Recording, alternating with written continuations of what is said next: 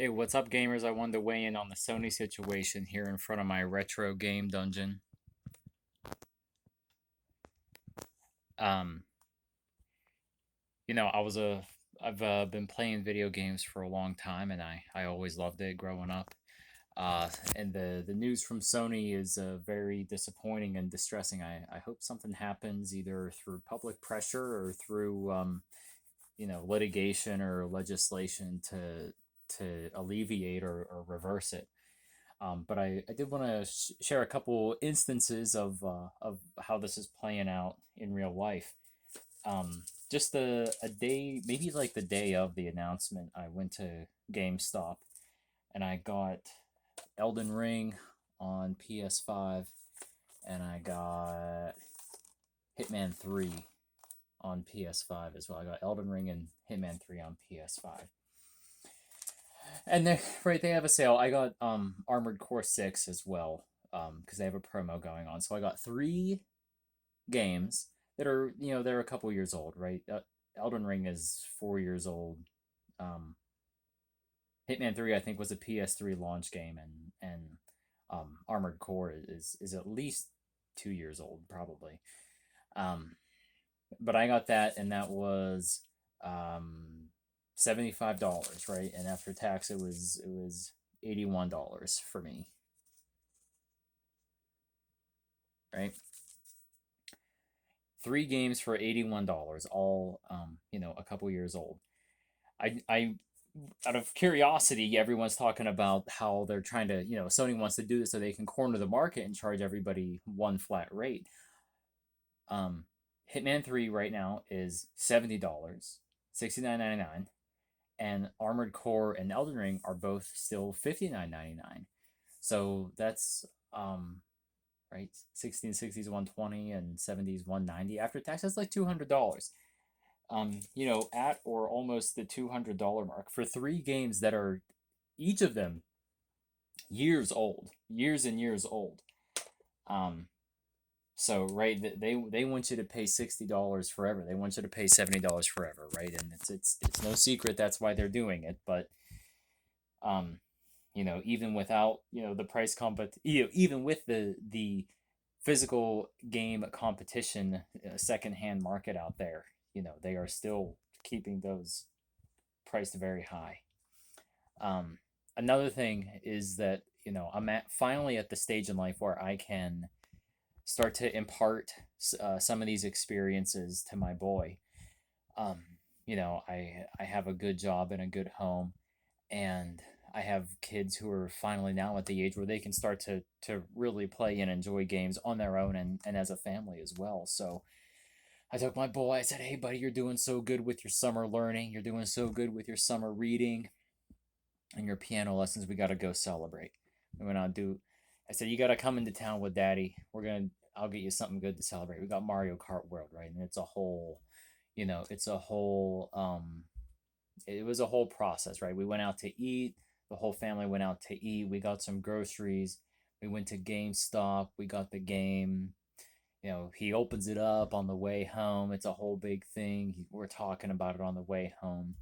Of course, it has to download the update, right? But it's like, go put your pajamas on, and it'll be ready when your pajamas are on. So and we've been enjoying that for a couple days, and um, it is right. The level we talk about the convenience of digital games and digital outlets and streaming, but it really is not that big of a deal, right? Because you leave the house anyways, right? You're gonna be leaving the house to do your life.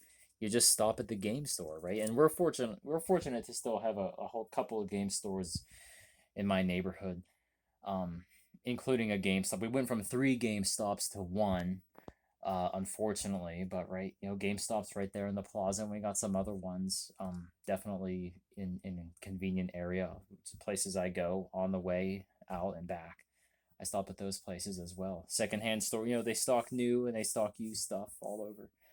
Um, you know, I I I will be following what allows me to share those experiences with my family, while I can.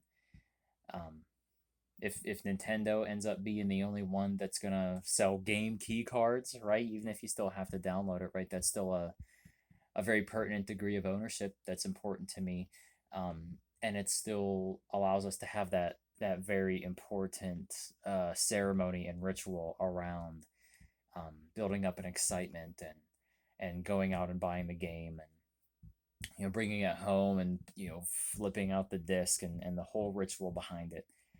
Um, I'm finally, like I said, I'm finally at the stage in life where I can start to share these things with my family, with my children. And if Sony's not going to see me through on this, these things that I love to do in my life, then I'm going to go where I am going to follow the outlet that allows me to do that best. And if it's Nintendo on game key cards, then it's Nintendo on game key cards. Um, and lastly, I did want to share, like, look at this thing. Look at this. One of my favorites. One of my all-time favorites. Metal Gear Solid 3. Original on PlayStation 2. Right? It's got that GameStop used tag. You can barely read it anymore. I got it for $26.99. Right? I open it up. Here's my GameStop. Or it was EB Games back then. Look look at the ink on the receipt. EB Games, it was still EB Games back then. I got this on May 31st, 2005, right? It was the end of my sophomore year of high school. Um, and being, making a couple bucks a week doing, chores and odd jobs and stuff. I didn't spend $50 on it when it came out. But yeah, I spent whatever on it, $26.99. Receipt says $24.29. I must have been the pro discount or whatever. It says I re-upped on GMR too. Remember GMR magazine? That was legit. Um, yeah, right. And I come in here, right? We look at the instruction manual and the disc. See what's on the back. The comic book advertised on the back, right? This, you can smell the ink. I smell the stale cigarette smoke of the previous owner. We certainly didn't have any smokers in my house, right? But the previous owner was a smoker. I can smell the stale cigarette smoke of the previous owner, and I can smell my mother's air freshener, right? Because we kept the game shelf there beside an air freshener. So 21 years later, I can still smell the air freshener that we had on the game shelf. And I have still thrown this in a couple times here and there. And my PlayStation 2 I keep down there. Got the PlayStation 2 down there. I still throw it in from time to time, and I just wherever I am in Groznygrad or whatever in the save file, um, play for a few minutes, maybe do a cutscene if I'm at the place, and I get to remember that stage of my life, right? I get to remember, my first paycheck job. I get to remember being on the tennis team and playing summer in the park with my friends. Um, my mom got married and we moved into a new house with my stepdad, who's a great guy. Um, I get to, my driver's license. I every time I see this on the shelf, even if I just see the binding or the spine, even if I just see the spine, Metal Gear Solid 3, I briefly get to relive that period of my life, right? Sophomore year, driver's license, first real job, high school, tennis team, friends. We were playing Halo 2 at the time as well. We were playing Gears of War shortly after that. Um, and it was just a very special time. And it's one of these, it's a lot of these kinds of things that these artifacts connect us to our past, and they connect us to our culture. Um, they connect us to our family and to our friends. And Sony wants to get rid of those for corporate profits, which is a real shame. Um, but in any case, I'm The blowback has been pretty insane, right? I was there when they were gonna close down the PS3 store, but they kept it online for a couple more years. But maybe that was old Sony, right? I don't really know. Um, so I'm cautiously optimistic that they'll reverse course, or